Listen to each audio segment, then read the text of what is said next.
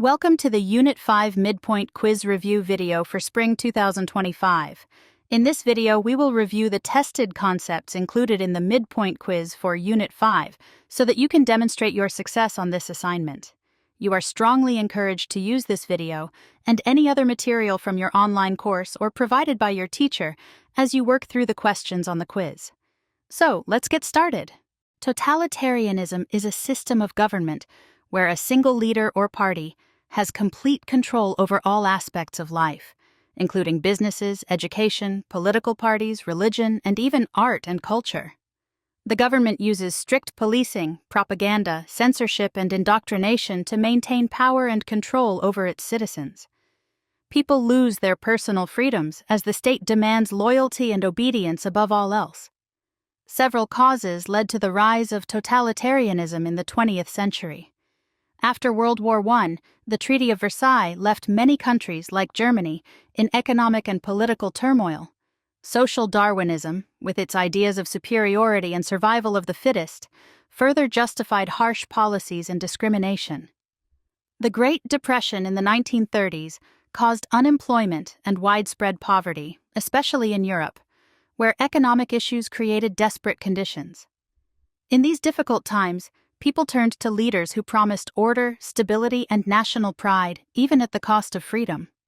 Countries like Germany under Adolf Hitler and Italy under Benito Mussolini adopted totalitarianism during the 1930s. Both leaders centralized power and used propaganda to control their societies.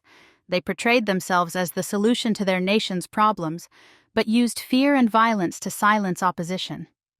This form of government had devastating effects, leading to oppression, human rights abuses, and the escalation of conflicts like World War II.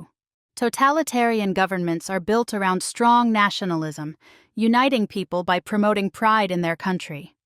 Leaders use this to create a sense of belonging and loyalty to the state. However, this often comes with an us versus them mindset, where anyone who disagrees with the government is seen as an enemy. Nationalism becomes a tool to control people and justify the government's actions. Propaganda is another key feature of totalitarianism. Governments spread false or exaggerated information to make people believe their leaders are always right. Education, the arts, and even youth groups like the Nazi youth in Germany are used to indoctrinate young people with these ideas. By teaching loyalty to the state from a young age, the government ensures future generations will follow its rules without question. Under totalitarianism, the government controls every part of life, including jobs, housing, and the media. Journalism is heavily censored, so people only hear what the government wants them to know. Basic freedoms, like the right to speak freely or protest, are denied. People live under constant surveillance and fear of punishment if they go against the state. This complete control makes it nearly impossible for individuals to express themselves or challenge the government. Fascism is a political idea focused on extreme nationalism, where the nation's strength and power are more important than individual rights or freedoms. It supports militarism, believing that a strong military is key to a nation's success. Under fascism, the government controls the economy, and there is only one political party with a single leader who holds all the power. This system often promotes racism, encouraging fear and hatred towards certain groups, especially those seen as outsiders or enemies.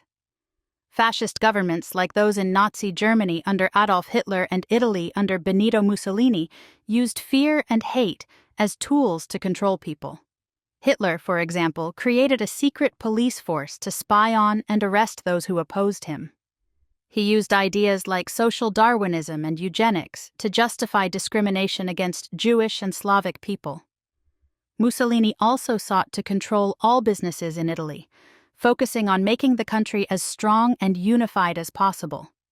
His vision of Italy included a belief that modern Italy was the rightful heir to the glory of ancient Rome. Both Hitler and Mussolini emphasized the importance of the nation over the individual.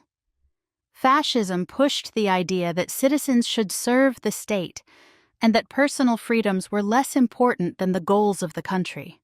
This led to extreme forms of control, propaganda, and violence, with the state punishing anyone who went against its ideals. After World War I ended in 1918, Germany was left in a difficult situation. The Treaty of Versailles, signed in 1919, punished Germany by taking away land, making them pay reparations, and limiting their military. This caused economic problems and resentment. In 1933, Adolf Hitler was appointed Chancellor of Germany, and he quickly took control of the government. That same year, there was a boycott of Jewish businesses, and harsh laws were passed against Jews, limiting their rights and freedoms, including being able to hold jobs at universities or in the government. In 1934, President Paul von Hindenburg died, and Hitler took this opportunity to declare himself the dictator of Germany. He began enforcing policies that excluded Jews from society, and in 1935, the Nuremberg Laws were introduced. These laws took away citizenship from Jews and banned marriages between Jews and non-Jews. Tensions grew, and in 1938, the Night of Broken Glass, Kristallnacht, occurred, where Jewish homes, businesses, and synagogues were destroyed by mobs, and 30,000 Jewish men were sent to camps, marking a violent escalation of anti-Semitic actions. World War II began in 1939 when Germany invaded Poland, causing Britain and France to declare war. Over the next few years, Hitler's government launched the Final Solution, which began in 1942. This was a plan to systematically murder millions of French, Polish, Dutch, and German Jews, and other groups deemed undesirable, leading to the Holocaust, one of the darkest chapters in history. One of the key causes of World War II was the policy of appeasement, where countries like Britain and France tried to avoid conflict by giving in to some of Adolf Hitler's demands. They allowed Germany to take over areas like Austria and Czechoslovakia without facing any serious consequences. This gave Hitler more power and encouraged him to continue expanding, thinking that other countries would not stop him. Another major cause was the Treaty of Versailles, signed after World War I. The treaty placed harsh penalties on Germany, including losing territory, paying reparations, and limiting its military. Many Germans felt the treaty was unfair and humiliating. Hitler used this anger to gain support and promised to restore Germany's power, which contributed to the rise of Nazi Germany and its aggressive actions. The treaty also failed to help neighboring countries make peace. The invasion of Poland by Germany in 1939 was the immediate cause that led to the outbreak of World War II. Germany's attack on Poland caused Britain and France to declare war on Germany, marking the official start of the conflict. The League of Nations, which was created after World War I to keep peace, failed to stop the rise of aggressive nations like Germany, Italy, and Japan. Proposed by U.S. President Wilson, it was not supported by the U.S. Congress, leaving it vulnerable. Its inability to take strong action in the 1930s showed that the world was not united in preventing the war. The Axis powers in World War II were made up of three main countries: Italy, Germany, and Japan. Each of these countries was led by powerful, aggressive leaders. In Italy, Benito Mussolini ruled as a fascist dictator, promoting extreme nationalism and militarism. Mussolini wanted to expand Italy's territory and influence, similar to what Hitler was trying to do in Germany. In Germany, Adolf Hitler led the Nazi Party, which followed ideas of extreme nationalism, racism, and the desire to expand German territory. Hitler believed in the superiority of the German people and wanted to take over Europe, which led to the invasion of Poland, France, the USSR, and other countries. The two dictators, Mussolini and Hitler, shared similar goals of territorial expansion, and they formed an alliance in 1939, with Germany and Italy supporting each other in their aggressive actions. Japan, led by military leaders and Emperor Hirohito, was an expansionist nation looking to dominate Asia. Japan invaded China and other parts of Southeast Asia in the 1930s, aiming to create a large empire. Japan joined the Axis powers and worked closely with Germany and Italy, though they were mainly focused on conquering territories in the Pacific. The three countries cooperated during the war, each pursuing their own territorial ambitions, but also supporting each other's military efforts. The Allies in World War II were a group of countries that united to fight against the Axis powers. France and Great Britain were two of the first countries to declare war on Germany when appeasement failed, and it invaded Poland in 1939. France, however, was quickly defeated by Germany in 1940, but Great Britain continued to resist, especially during the Battle of Britain, where the British Royal Air Force successfully defended against German air attacks. Great Britain also received financial aid from the U.S. prior to its entry into the war through the Lend-Lease and Cash and Carry programs.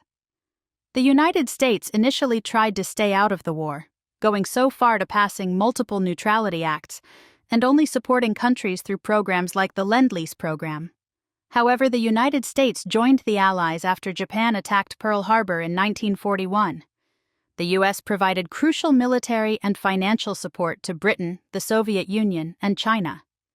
The United States' involvement greatly strengthened the Allied forces, and they played a key role in defeating Germany and Japan. The Soviet Union, led by Joseph Stalin, was initially in a non-aggression pact with Germany, but joined the Allies after Germany invaded the Soviet Union in 1941. The USSR fought some of the toughest battles on the Eastern Front, weakening the German forces. China, led by Chiang Kai-shek, was also an important member of the Allies, fighting Japan in Asia. Together, these countries worked to defeat the Axis powers and end the war. Franklin D. Roosevelt, the President of the United States during most of World War II, served 4 terms from 1933 to 1945.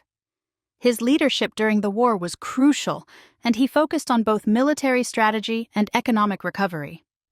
Roosevelt's New Deal programs helped the U.S. recover from the Great Depression by creating jobs and supporting businesses.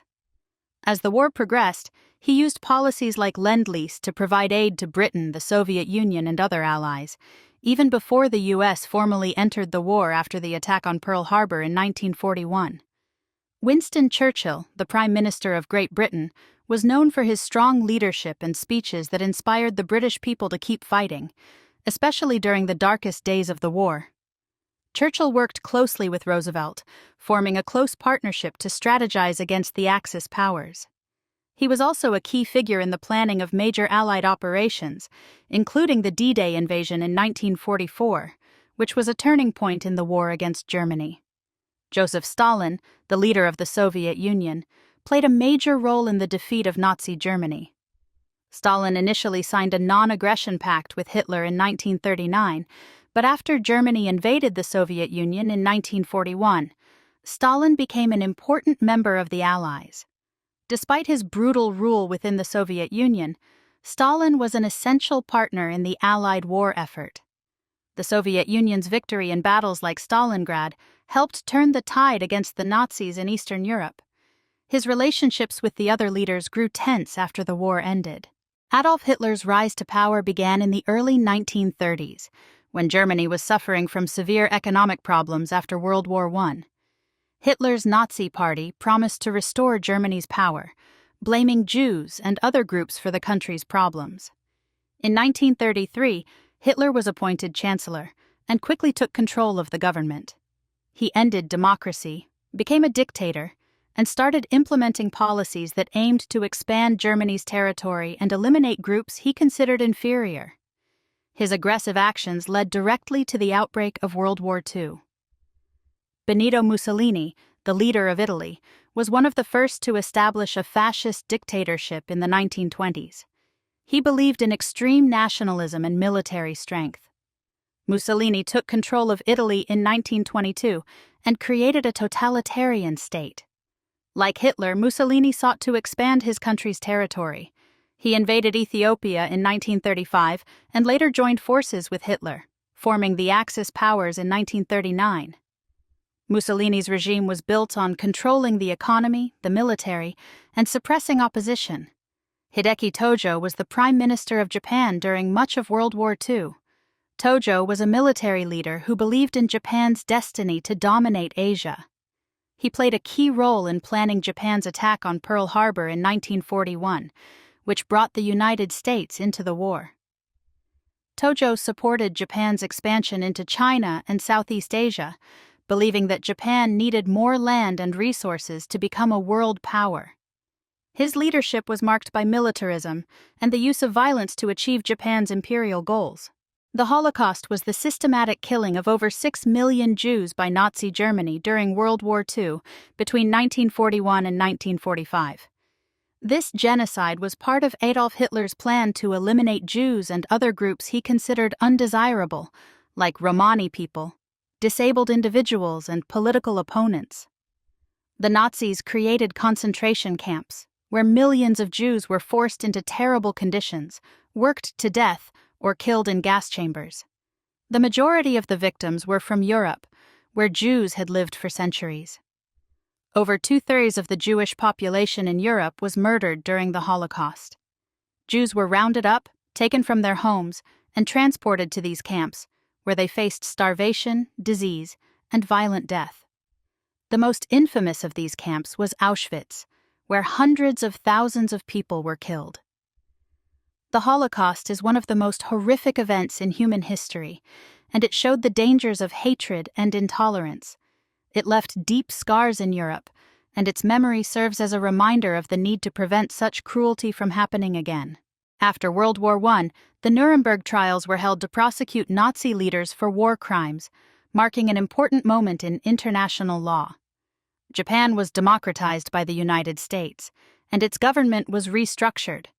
Making war illegal for Japan meant they could no longer engage in military aggression, which greatly changed their role in global politics. The war also triggered independence movements in European colonies, as many countries in Africa and Asia sought freedom from colonial rule, inspired by the changes in Europe. The Cold War emerged as a major result of the war, with the US and the Soviet Union becoming the two dominant superpowers. Their rivalry led to decades of tension, especially over issues like communism and capitalism.